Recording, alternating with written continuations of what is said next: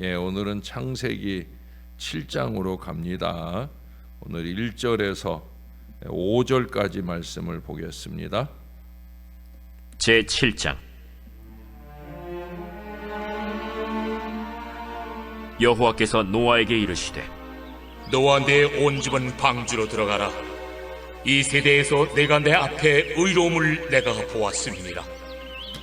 너는 모든 경결한 짐승은 암수 7씩, 부정한 것은 암수 2씩을 내게로 데려오며, 공중의 새도 암수 7씩을 데려와 그 씨를 온 지면에 유전하게 하라.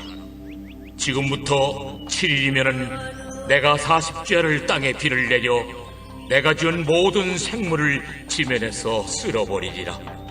노아가 여호와께서 자기에게 명하신 대로 다 준행하였더라. 아멘.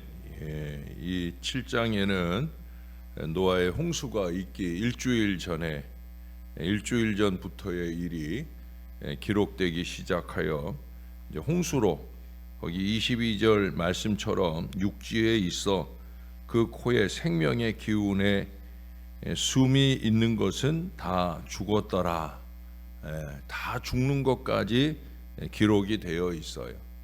이 7장은 홍수 심판을 시행하시는 우리 하나님에 대해서, 즉 인류 세계를 다스리시는 이 하나님의 모습, 하나님의 하시는 일에 대해 살펴보는 것으로 이해하는 것이 좋으리라고 봅니다.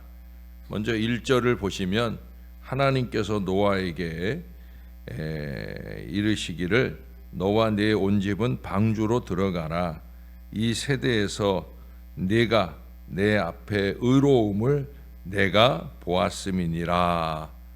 여기서 보았다라는 말이 히브리어로 라라는 말이에요.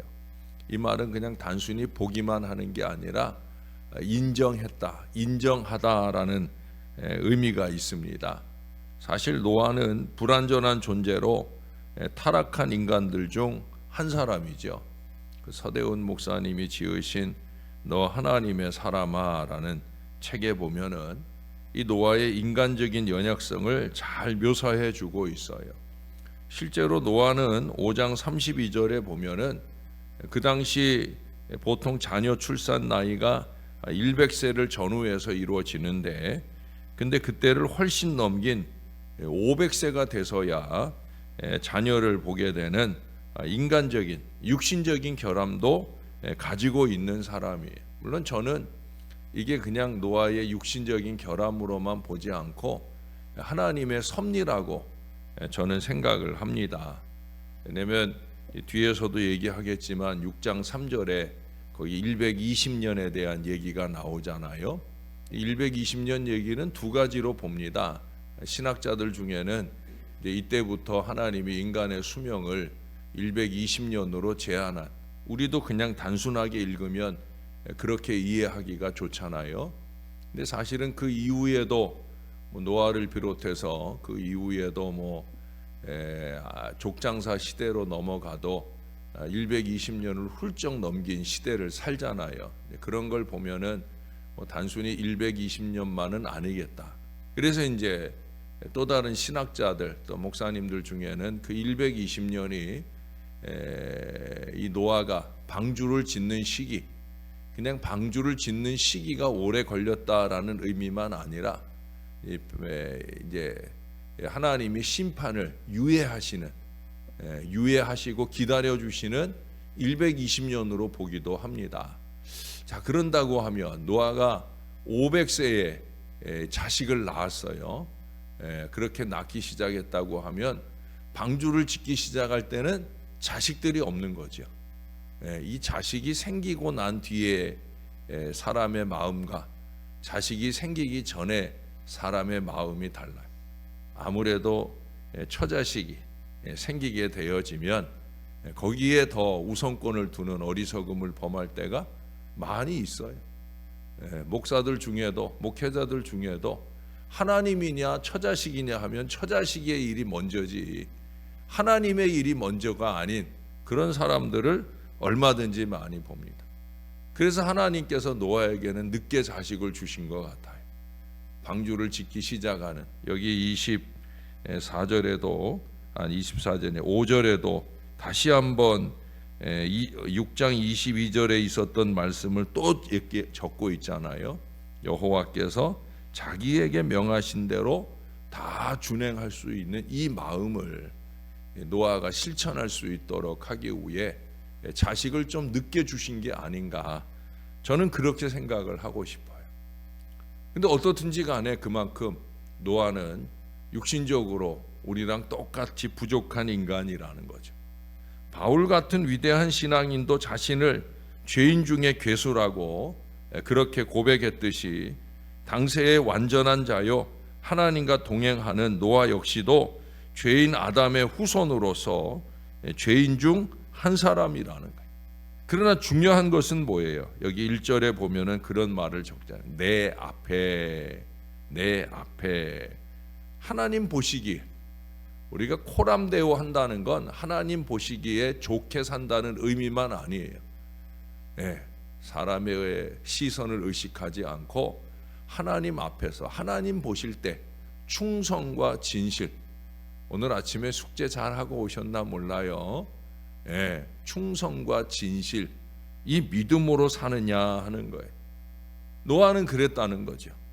코람데오 할 때 하나님께서 그런 노아가 그래도 하나님 뜻대로 살려고 노력한 점을 귀하게 보시고 그를 의인으로 인정해 주셨다는 거예요.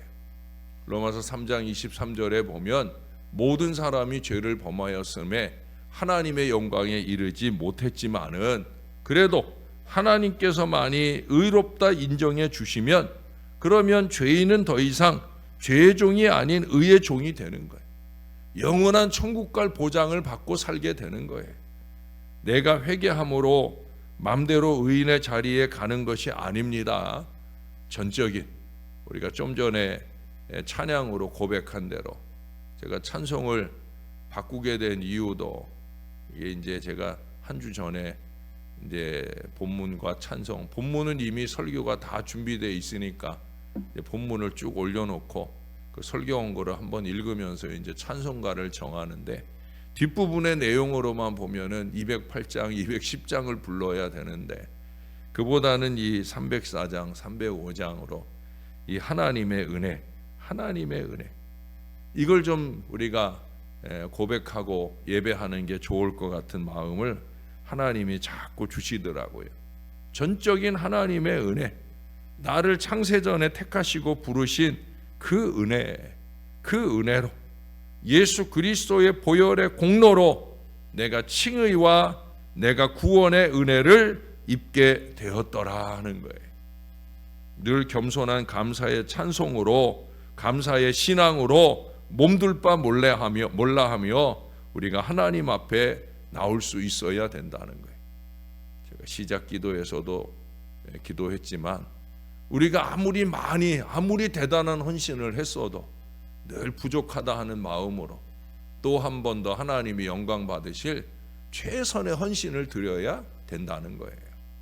아까 우리가 찬송가 305장을 불렀는데 어느 권사님은 그 찬송을 무척 좋아하세요. 때로는 다른 찬송가인데도 불구하고 그 곡조로 불러요. 그걸 이해하세요? 근데 실제로 그런 권사님들 많아요. 똑같은 곡조로 모든 찬송을 부르는. 그래서 제가 가끔 저기서 기도하다가 좀 웃길 때가 있어요. 왜냐하면 이제 기도 다 끝나고 이제 집에 가시려고 나가면서 저 밖에서 찬송가를 흥얼거리시는데 가사하고 곡조하고 내가 아는 찬송이 아니야. 근데 그러면 어떻습니까? 하나님께 감사의 고백이 있는 것. 이 권사님은 늘 나 같은 죄인 살리신 주 은혜 놀라와, 이게 늘 습관처럼 나오시는 분이에요. 그래서 한 번은 여쭤봤어요. 왜 그 찬송이 그렇게 좋으세요? 라고 물었더니 내가 죄인이제, 늘 송구하제, 그렇게 고백을 하시더라고요. 그래서 조금 더 진실하게 살려고 나름 노력하신다는 거예요. 근데 정말 그분의 삶 속에서는 그게 느껴져요. 조금 더 진실하게, 조금 더 충성되게. 왜? 내가 죄인이니까. 나 같은 죄인 살리신 그 은혜가 놀라우니까. 여러분, 그게 바로 신앙인 거예요. 자, 4절을 가볼까요? 거기 보면 지금부터 7일이면 이라는 표현을 하나님이 말씀하셔요. 이게 그냥 하시는 말씀이 아니에요. 또 기다리시겠다는 거죠. 하나님은 또 기다리고 참아주시고 한 번 더, 또 한 번 더 말씀을 주시고 변화를 주시고 기다리시는 거예요. 방주로 들어오라고 기다리시는 거예요. 예? 아까도 말씀드린 대로 이 6장 3절이 120년의 유예 기간이라고 하면 그때를 기다려 주셨는데 또 기다리신다는 거예요. 아니, 그 이전에 아담의 타락으로부터 세상의 죄악이 관영하던 1500여 년의 긴 기간 동안 길이 참아 오셨어요. 그리고 이제 또 방주를 지으시면서 심판하겠다 마음 먹고도 120년을 또 참아 주셨고, 그리고 이제 7일간을 또 기다려 주신다는 거예요. 그런데도 다시 일주일간의 이 최후 통첩의 기간을 통해 인간을 향하여 길이 참으시고 인내해 주시는 우리 하나님의 모습을 보여주는데, 저는 이 구절에서 정말 눈을 뗄 수가 없었습니다. 사실은 이 구절을 읽고 또 읽으면서 그 다음 5절로 넘어가지를 못했어요. 만일 우리 믿는 사람들이 주일날 주신 말씀을 일주일간의 최후 통첩으로 들으면서 한 주간을 산다고 하면 얼마나 좋을까 하는 생각을 해봤어요. 우리가 주일날 말씀 듣는 걸 너무 쉽게 듣잖아요. 그리고 월요일이면 벌써 주일날 무슨 말씀을 우리 목사님이 했는지 잊어버리는 사람들이 태반입니다. 네. 저는 아주 가끔, 요새도 하나 몰라, 극동방송을 들어보면 전에 주일날 들었던 말씀을 이렇게 소개하는, 자기네 교회에서 자기가 주일날 들었던 말씀 본문과 제목을 또 어떤 내용의 말씀을 하셨는지를 간략하게 소개하는 그런 방송이 있었었는데, 야, 우리 교인들도 저렇게 고백할 교인들이 있을까 하는 생각을 해봤어요. 예? 길이 참으시는 하나님과 끝내 하나님의 사랑을 저버린 인간. 그래서 여기 7절 이하부터 들어갔더니란 말이 수없이 이어질 때에도 하나님의 이 구원의 물에 들어가기를 거절한 사람들. 여러분, 언젠가는 그 거절이 마지막일 때가 있습니다. 그게 이 다시 보기, 이제 창세기부터 다시 보기를 하잖아요.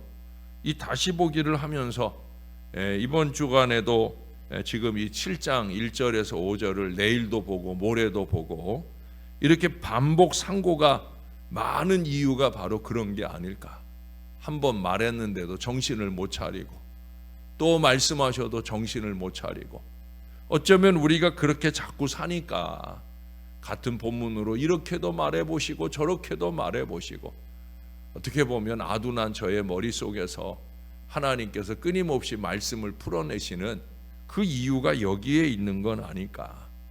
여러분, 우리가 교회의 문은 시간 제한 없이 마음대로 들락달락 할 수 있어서인지 별다른 결의와 감흥 없이 들어왔다가 다시 세상에 젖어 한 주간을 살 수밖에 없는, 그러나 우리 앞에 일주일의 유예 기간이 끝나고 굳게 닫힌 그 방주의 문이 언젠가는, 어느 날인가는 우리를 슬피 울며 이를 갈게 할 때가 오지 않을까 하는 그런 생각을 하게 하시더라고요. 꼭 그럴 때가 올 겁니다. 내가 더 하고 싶은데 못하게 될 때, 내가 더 살고 싶은데 못 살게 될 때, 여러분, 그런 순간이 오지 않겠습니까? 그러니 우리가 한 번 한 번 일주일을 최후 통첩처럼 그렇게 살 수 있어야 되는 거예요. 일주일을 최후 통첩처럼, 오늘 하루를 최후 통첩처럼, 이런 사람은 문 닫힌 다음에 문 밖에 서 있는 불쌍한 사람이 절대 안 될 거예요. 왜? 정신 바짝 챙기고 살아가니까, 긴장하며 살아가니까, 교회 문을 들어오며 충성과 진실을 생각하고 이 교회 안에서만이라도 충성과 진실로 영부림치며 살고 그 마음으로 사는 그 마음다짐이 세상을 향하여 나갈 때도 충성과 진실로 살 수 있게 되어지리라 여겨집니다. 오늘 본문 바뀌지만 16절을 한 번만 가볼까요? 들어간 것들은 모든 것의 암수라. 하나님이 그에게 명하신 대로 들어가매 여호와께서 그를 들여보내시고 문을 닫으시니라. 여기 마지막에 보면 개역 한글에서는 여기 여호와께서 그를 들여보내고 문을 닫으시니라 이렇게 잘, 지금 이 개역 개정판이 번역을 잘 풀어놨어요. 옛날 개역 한글에는 하나님께서 여호와께서 닫아 넣으셨다 이렇게 표현하고 말았는데, 그게 이제 원문으로 직역하면 그 뒤에서 닫으셨다라고 하는 거죠. 누가 닫았어요? 하나님이 닫으셨어요. 열어놓으시는 분도 하나님이시고 닫으시는 분도 하나님이시고 구원의 방주의 주관자는 철저히 하나님이시다. 여러분, 교회 역시도 하나님의 이러한 철저한 주관 속에서만 구원의 방주로서의 사명을 감당할 수가 있는 거예요. 이 구원의 방주의 주인이 하나님이 아닌 인간이 되려고 할 때, 그게 설사 목사라 할지라도 제멋대로 문 닫고 문 열고 하려고 하면 혼란의 큰 물이 들이닥치는 그런 순간 난파선이 되고 말 거예요. 목사도 그러면 안 되고 교인도 마찬가지예요. 내가 하나님 일 좀 한다고 지멋대로 지 맘대로 이리 하고 저리 하고 설쳐대면 안 되는 거예요. 누가 한다고요? 하나님이 하신다고. 이 마음을 놓치면 안 돼. 목사도 그렇고 성도들도 마찬가지. 하나님이 하셨다, 하나님이 하신다, 그 앞에서 겸손하게 쓰임 받을 마음이어야 된다는 거예요. 교회가 부자에게는 문을 활짝 열고 가난한 사람에게는 문을 닫는 그런 어리석은 교회는 더 이상 방주일 수 없잖아요. 조금 더 보이는 자리에서 충성하는 사람은 잘한다 하고, 보이지 않는 곳에서 더 열심 내는 사람은 외면하고 아무것도 아닌 것처럼 치부하고, 그건 교회가 아닌 거죠. 방주에 들어가는 사람, 여기 보세요. 들어가는 사람이나 동물이나 6절 이하를 보면 뭐라고 표현하고 있냐면 함께 정결하고 부정한 것 없이 둘 이상씩 사이좋게 함께 들어간다는 거예요. 아무도 제 뜻대로 거부하지 못하고요, 제 뜻대로 주장하지 못해요. 함께 하나님께서 넣으시고 문 닫으실 때까지 함께. 여러분, 이것을 잊지 않는 우리 한국 교회가 좀 됐으면 좋겠습니다. 문이 닫힙니다. 문이 닫혔다라는 것은 세상 사람들 심판이 시작되었다는 거예요. 이제 더 이상 구원의 기회를 잃는다는 거예요. 우리가 그래서 열심히 전도하고 선교하려고 하는 거죠. 그러나 여러분, 이 문 닫힐 때 우리 앞에는 천국 문이 활짝 열리는 순간인 것을 믿으시며 사시기를 주님의 이름으로 축원합니다. 우리는 우리 인생 문 닫히는 걸 걱정하는 그런 어리석은 인생이 되면 안 돼요. 설사 크고 작은 어려움이 이 땅에 사는 동안에 우리 가운데 찾아온다 할지라도, 내 건강과 하는 일에 문이 닫혔다 할지라도 괜찮아. 피할 문을 열어주시는 하나님의 은혜가 임할 거야 하는 이 믿음으로 저와 여러분이 살아야 할 것이고요. 우리 하나님이 이제 그만 하시면서 우리의 인생문 닫으실 때도 아이고 하나님 조금만 더요 어리석게 고집 부리지 말고 요단강 건너갈 천국문이 활짝 열리는 걸 바라보면서 그렇게 의연하게 담대하게 우리의 마지막 걸음을 걸어갈 수 있는 저와 여러분들이 꼭 될 수 있기를, 우리의 구주 되시는, 우리의 천국문 활짝 열어놓고 기다리시는 우리의 구주 예수 그리스도의 이름으로 간절히 축원합니다. 오늘도 주의 말씀을 받습니다. 구원의 방주의 문이 이제 일주일의 유예 기간을 마지막으로 닫히는 걸 봅니다. 언젠가 닫힐 때가 있습니다.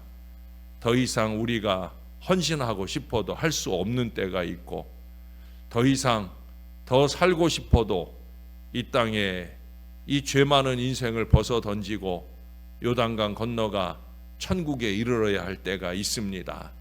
그때가 다가오기 전에 할 수 있는 대로, 내게 아직 기회가 있는 대로 내가 더 충성과 진실로 하나님의 영광을 위하고 하나님의 은혜를 기쁘게 찬양하며 사는 이 복된 인생을 잘 살게 도와 주옵소서. 죽고 나면 얼마든지 더 잘 수 있는데 하나님, 조금이라도 덜 자며 새벽도 깨우고, 기왕이 깨어낸 새벽이라면 더 정신 바짝 차리고 하나님 앞에 예배하며 영광 올려드릴 그 거룩한 신앙의 인생들이 꼭 될 수 있도록 우리의 입술의 고백이 삶의 고백이 되어 우리 하나님 앞에, 하나님 보실 때 참 귀하다, 참 아름답다, 빨리 천국에 좀 데려오면 좋겠다 여기실 만한 그 믿음의 인생을 잘 살아낼 저와 이 모든 자녀들 되어지게 은혜를 베풀어 주옵소서. 오늘도 충성과 진실을 다시 한번 다짐해 봅니다. 이 하루를 사는 동안 또 주일에 빌립보를 만들자 하는 말씀을 들은 것처럼 내 믿음이 너를 구원하였으니 평안히 가라고 하신 그 말씀을 기억하고 한 주간 또 하루를 힘들고 어렵게 살지라도 주님이 나와 함께 하시니 하는 믿음을 가지고 담대하게 평안하게 사는 우리 모두가 될 수 있도록 은혜를 더딥혀 주시옵소서. 오직 하나님, 오직 하나님, 그 하나님이 하시는 일에 순종하며 나아가는 우리 모두가 될 수 있도록 어떤 목사도 어떤 성도도 이 교회의 주인 노릇 함부로 하려고 텃세나 부리고 어리석게 하는 인생들 없게 하시고, 너나 없이 우리 모두가 함께 천국문 들어갈 거룩한 백성 될 수 있도록 서로 격려하고 위로하고 힘을 주고 그렇게 함께 신앙하는 우리 교회 좋은 교회 신월제일교회 되도록 축복해 주옵소서. 오늘부터 가을 대신방 일정을 시작합니다.